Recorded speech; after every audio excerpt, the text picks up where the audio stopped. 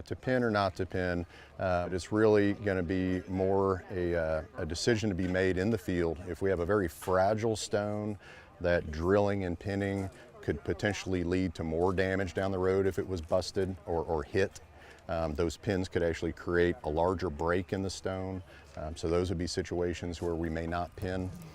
If the break is very high on a stone where I don't have necessarily a lot of weight above the break, I may not pin that. I'll probably just use an adhesive or an injection grout and just reset that broken piece and patch it.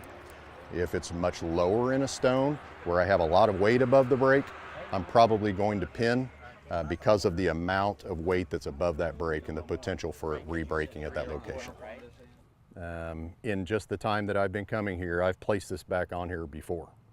And it was on there before, so someone pushed it. Someone has a habit here of doing that to this stone.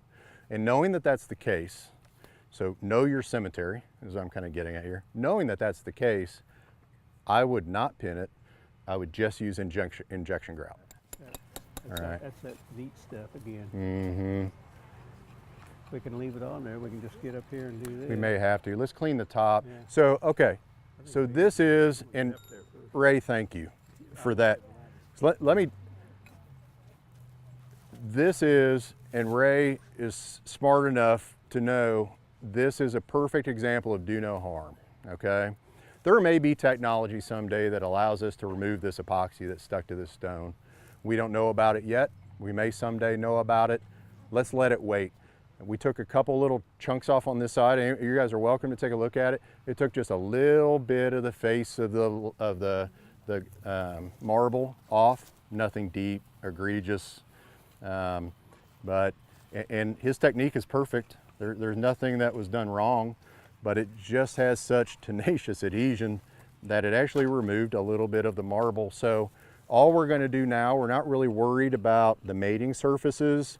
You know, if we remove a little bit here or there, we're going to be okay. It's hidden, it's within the space that we're going to fill. So we're going to make sure that these can mate up well and we get good adhesion. So he's going to work on just the mating surfaces as well, and Brian's doing the bottom of the top.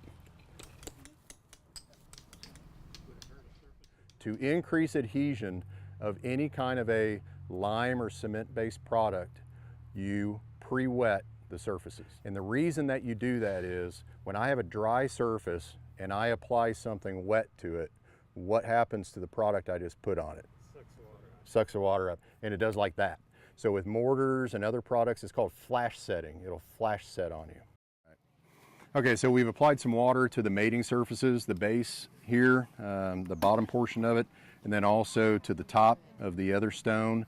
The purpose of that is to eliminate any kind of flash setting of the injection grout, which we're going to use between the two. It's going to act as more of an adhesive in this situation, as well as a void filler for the most part. We still have a few gaps that we'll have to apply some type of patching material to, but it is going to do a fantastic job of keeping this where it needs to be and allowing moisture to transmit through the joint through the future. So yeah, go for it. Go ahead and put it on there.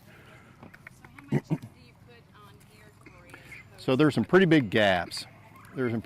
So he's going to put it on. Go ahead and put it on heavy. Lay it on there. And just know that, you know, you don't have to make it perfect for laying it out, because when we set our stone on it, it's going to fill the areas around it. This does not cure through a chemical reaction like an epoxy does. It's really just an air cure.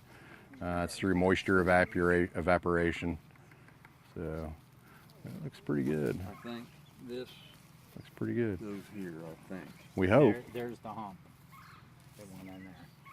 So This side is this side, right? Right here. Yep. You ready for it to go? you sure? Yes, sir. All right, let's do it. Oh, now you twisted it all around. I don't even know where we are. You Okay. got it. Yep. You got it. I was watching you. You need a Okay. straight edge or something to There we are. just eyeball on that. Okay, that looks great. Yeah, let's use that to get the majority of that material off for now. Thank you. Is that right where you want it? Okay. That looks great. Yeah.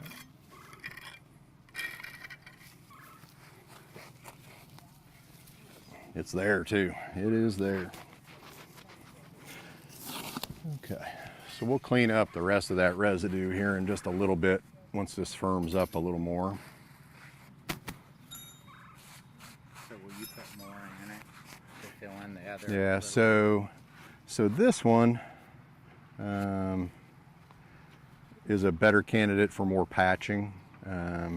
We may not get to this one today, but we have some larger voids, yeah, like right here. So what I'm trying to do is in the bigger areas, the wider gaps, is just strike it back a little bit so there's room for patching material over that area.